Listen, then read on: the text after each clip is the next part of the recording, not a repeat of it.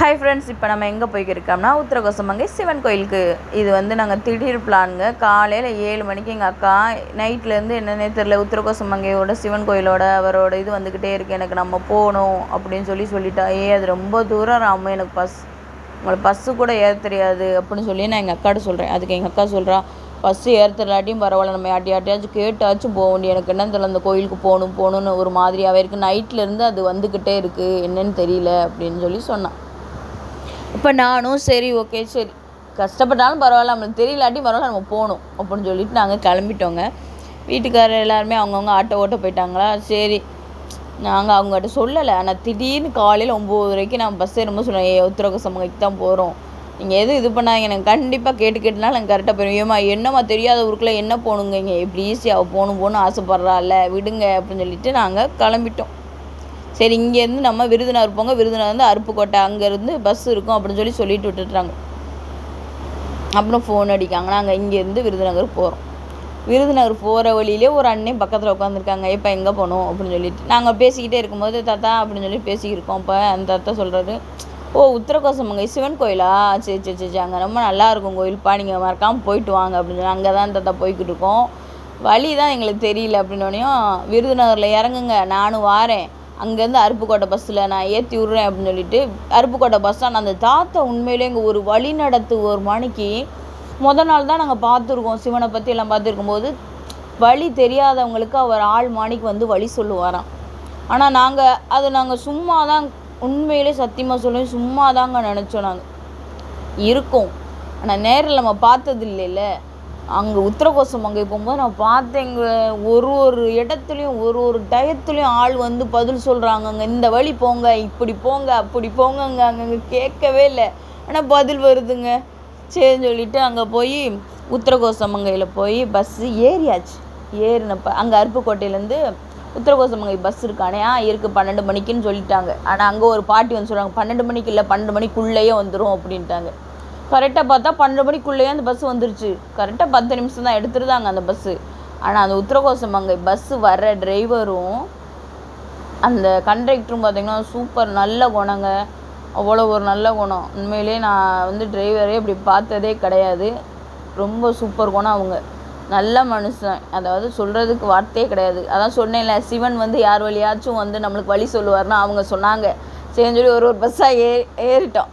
அது நேராக உத்திரகோசமங்கைக்கு. ஆனால் எங்களுக்கு தெரியாது கோயிலுக்கு எதுக்க வந்து பஸ்ஸு நிற்கும்னு எங்களுக்கு சத்தியமாக தெரியாது. அப்போ ஒரு பாட்டி ஏறினாங்க. அந்த பாட்டி சொன்னாங்க, என்னப்பா இங்கே கோயிலுக்கு முன்னாடி இறங்க பார்க்குறீங்க, இங்கெல்லாம் இறங்கக்கூடாது, கோயிலுக்கு முன்ன தான் நிப்பாட்டுவாங்க, அங்கன்னு நீங்கள் இறங்கிக்கோங்கன்னு ஒரு பாட்டி. அப்போ பாருங்கள், ஒரு இடத்துலையும் இங்கே இறங்க வேண்டாம், அங்கே இறங்க வேண்டாம், அங்கே இறங்குங்க, எப்படி பிள்ளைங்க நடக்கக்கூடாது, கடவுளோட உத்தரவு பாருங்க. சிவன் வந்து நம்மளுக்கு ஒரு இது உண்மையாக அவரை நம்பி நம்ம போயிட்டோம், எனக்கு வழி தெரியாது, ஆனால் நான் உன்னை நம்பி வரேன் அப்படின்னு சொல்லி போனோங்க. சரின்னு சொல்லி போய் சாமியெல்லாம் கும்பிட்டு அங்கே நடை அடைச்சிருந்தாங்க. போனோடனே நடை அடைச்சிட்டாங்க. ஒரு காப்பியை குடிச்சிட்டு செஞ்சுட்டு சரி அப்புறமா நம்ம போகலாமே அப்படின்னு சொல்லிட்டு 4 மணிக்கு கரெக்டாக திறந்துதாங்க. 4 மணிக்கு திறந்து நாங்கள் வில்வேலை சாமிக்கு அம்பாளுக்கு வந்து மாலை வாங்கி சாமி போட்டு சாமியை கும்பிட்டு எல்லாம் பற்றி சுற்றி பார்த்தோம்னா சூப்பராக நல்லா பெயிண்ட் அடிச்சு வச்சுருக்காங்க. ஏதோ ஆருத்ரா தரிசனத்துக்காண்டி அன்னைக்கு வந்து ரொம்ப திருவிழா மணி சூப்பராக இருக்கும் அப்படின்னாங்க. நாங்கள் முன்ன ஒரு நாளைக்கு முன்னாடியே போய் சாமி கொண்டு வந்துட்டோம்.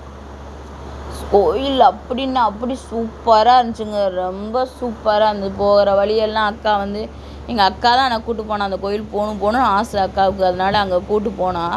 ஆனால் கூப்பிட்டு போனதே எல்லாமே நல்லா ஆப்பிள் எல்லாம் தின்னுக்கிட்டே தான் போனோம். அது கொஞ்சம் 2 பிள்ளைங்க, ஒரு 4 பிள்ளைங்க, என் 2 பாப்பா, அவங்க 2 மகன் பாப்பா, நான் எங்கள் அக்கா எல்லாம் போகும்போது ஜாலியாக தான் இருந்தது. ஆனால் அந்த பிள்ளைங்களை கூப்பிட்டு போகும்போது ஒரு டார்ச்சர் இருக்கும் பார்த்தீங்களா, அழுதுகிட்டே வருதுங்க, இது வாங்கி கொடு அது வாங்கி கொடு தின்னுக்கிட்டே தான் வருதுங்க, இருந்தாலும் தொல்லை தாங்க முடியல. அப்புறம் போய்கிட்டே இருக்கோம், சாமி கும்பிட்றோம், எல்லாம் சொன்னோம், சாமியை கும்பிட்டுட்டு வெளியே வரோம். பஸ் வரவே இல்லை, விட்டுட்டோம். 5:30 பஸ் விட்டுட்டோம். 1/2 மணி நேரத்துக்கு ஒருத்தர் தான் பஸ் வரும், அருப்புக்கோட்டை பஸ் வரும் அப்படின்னு சொல்லிட்டாங்க. 6:30க்குங்க கரெக்டாக 7:45 வந்து நம்ம ராமேஸ்வரத்துலேருந்து உத்திரகோசமங்கைக்கு வருமா, அதுலேருந்து அருப்புக்கோட்டை அது கடைசி பஸ்ஸு அப்படின்னாங்க 7:45. அப்போ நாங்கள் என்ன செய்கிறோம், மணி 7 ஆயிடுச்சு, நம்ம அருப்புக்கோட்டையில் அங்கிட்டிருந்து பஸ் இல்லைன்னா என்னங்கிட்டேருந்து 3 மணி நேரம் ஆகும் அப்படி இப்படின்னு சொல்லிட்டு நாங்கள் யோசிச்சுட்டு புதுக்குளத்தூர் பஸ்ஸு ஒன்று வந்துச்சு, அதுக்குள்ளே ஏறிட்டோம். அதில் ஒரு அண்ணே சொன்னாங்க, இதில் ஏறுங்கக்கா, கண்டிப்பாக அங்கே அருப்புக்கோட்டை பஸ் வந்துடும் அப்படின்னாங்க. சரி நம்ம நின்றுக்கிட்டே இருக்க டயம் ஆகும் இல்லையா, நம்ம ஆம்பளைங்களோட வந்திருந்தால் ஒன்றும் தப்பு இல்லை, அங்கே தனியாக வேறு வந்துட்டோமா சொல்லி வேகமாக ஏறிட்டோம். அங்கே பார்த்தா போலீஸ்காரங்க இருக்காங்க. சரி ஒரு 5 போலீஸ்காரங்க இருந்தாங்க. சந்தோஷம் வச்சு சரி பத்திரமா போயிட்டு வந்துடலாம் அப்படின்னு சொல்லிட்டு யோசிச்சுட்டு பயமாக இருந்துச்சு. நைட்டு நேரம் இல்லையா, அதனால் அவங்க ஏறி வந்தாங்க. அப்போ பார்த்தா டக்குன்னு பஸ்ஸு நின்றுச்சுங்க. அவ்வளோ இதுலேயும் பஸ்ஸு நின்றுச்சு. அப்புறம் அவங்க என்ன சொன்னாங்க, சரி பஸ் எடுக்கலைன்னா நாங்கள் உங்களை அருப்புக்கோட்டை பஸ்ஸு பின்னாடியே வந்துடும் கண்டிப்பாக, நாங்கள் அதில் ஏற்றி விட்டுருதோம் அப்படின்னு சொல்லிட்டு, சரி இருக்கட்டும் அப்படின்னு சொல்லிட்டு அந்த அண்ணே சொன்னாங்க. சரின்னு சொல்லிட்டு அப்புறம் ஒரு 5 போலீஸ் இருந்தாங்களே, அவங்க ஃபுல்லாக என்ன செஞ்சுட்டாங்க, பொம்பளை போலீஸ் மட்டும் 2 பேர் இருந்துட்டு மிச்சம் அது ஃபுல்லாக ஏறி போயிட்டாங்க. சடசடன்னு ஏறி போயிட்டாங்க. வேறு இதில் அவங்களும் டியூட்டி பார்த்து வந்திருப்பாங்க, கலப்பாக இருக்கும், அதனால் போயிட்டாங்க. 2 லேடிஸ் போலீஸ் வந்து உள்ளேயே தான் இருந்தாங்க.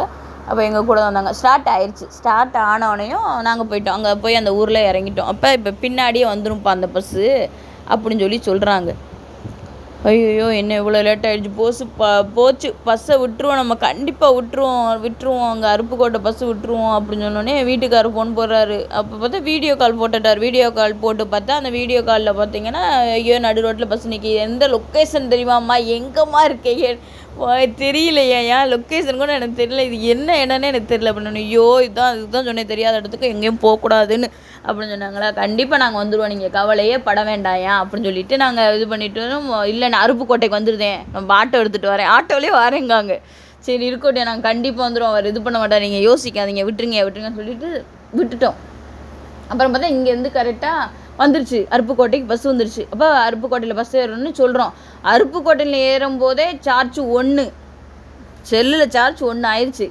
அப்போ ஐயோ அருப்புக்கோட்டையிலேருந்து அங்கே அருப்புக்கோட்டையிலேருந்து அங்கே போகிறோம், விருதுநகர் போகிறோம். விருதுநகர் போகும்போது பஸ்ஸில் ரொம்ப லேட்டு. அப்போ அங்கே விருதுநகரில் என்ன சொல்கிறாங்க, நீங்கள் உத்தரகோசமங்கையில் தான்ப்பா நாங்கள் வந்தோம், ராமேஸ்வரம் போயிட்டு வந்தோம், அது என்னன்னு தெரியல, 10 மணிலேருந்தே நம்ம விருதுநகர் பஸ் இன்னும் வராமல் இருக்குது, எதுக்குன்னே தெரியல, இன்றைக்கி லேட்டான் அப்படின்னு சொல்லி சொன்னாங்க. எதுக்கு லேட்டுன்னு தெரியல அப்படின்னு சொன்னோடனே மறுபடியும் என்ன செஞ்சிச்சு, விருதுநகர் பஸ் வந்துச்சு. விருதுநகர் பஸ்ஸு வந்தோடனையும் அங்கே ஒரு அருப்புக்கோட்டையிலேருந்து வந்தாங்க இல்லையா, அவங்க வந்து இங்கே தான் பஸ் வரும்னு சொல்லிட்டு போயிட்டாங்க. அப்போ விருதுநகர்லேருந்து பஸ் ஏறணும். விருதுநகர்லேருந்து பஸ் ஏறும்போது விருதுநகர் பழைய பஸ் ஸ்டாண்டுக்குள்ளே விட்டுருந்தேன், ஆத்துப்பாலம் வேண்டாம், ஏன்னா அங்கேனா பஸ் வர கொஞ்சம் லேட்டாகும், நீங்கள் வந்து விருதுநகர் பழைய பஸ் ஸ்டாண்டுக்குள்ளே இறக்கி விட்டேன்னா பஸ் உள்ளே வரும், நீங்கள் அப்போயே ஏறி போய்க்கலாம். அதுக்கு ஒரு ஆள் சொல்கிறாங்க, அங்கே ஆள் சொல்கிறாங்க, அங்கே நம்மளை பாதுகாக்கிறதுக்கு வந்து பஸ் கண்டக்டராக இருக்கட்டும், விருதுநகர் பஸ்ஸில் உள்ள கண்டக்டராக இருக்கட்டும், டிரைவராக இருக்கட்டும், சூப்பராக சொல்கிறாங்க. அப்போ சரி அங்கே ஏறியாச்சு. அங்கே ஏறிட்டு வந்து என் வீட்டுக்காரருக்கு ஃபோன் போட்டு ஏயா விருதுநகர் பஸ்ஸில் ஏறிட்டு சிவகாசிக்கு வந்துடுவோம் சொன்னோன்னே சுவிட்ச் ஆஃப் ஆயிடுச்சுங்க. அப்போ எப்படி வீட்டில் இருக்கவங்களும் பயப்படக்கூடாது, நீங்களும் கரெக்டாக போயிட்டு பத்திரமா வரணும்னு சொல்கிறதுக்காண்டி தான் நான் உங்களுக்கு சொல்கிறேன். அதாவது எப்படின்னா, எல்லாத்துக்குமே நல்லதே நினச்சா நல்லதே நடக்கும், நம்ம சாமியை மட்டும் நினச்சி துதித்தோம்னா நல்லது நடக்கும். அதே மணிக்கு நம்ம யாருக்காண்டி பயப்பட வேண்டாம், கடவுள் நம்மளுக்கு எப்போயுமே வந்து துணையாகவும் எல்லா விதமாகவும் நம்மளுக்கு பதில் சொல்லிக்கிட்டே இருக்கார். நீங்களும் மறக்காமல் உத்தரகோசமங்கைக்கு போயிட்டு வாங்க, சூப்பராக இருக்கும். உண்மையிலே வந்து ரொம்ப ஜாலியாக இருந்தது. மறக்காமல் சேனலை சப்ஸ்கிரைப் பண்ணுங்கள். நெக்ஸ்ட் வீடியோவில் பார்க்கலாம்.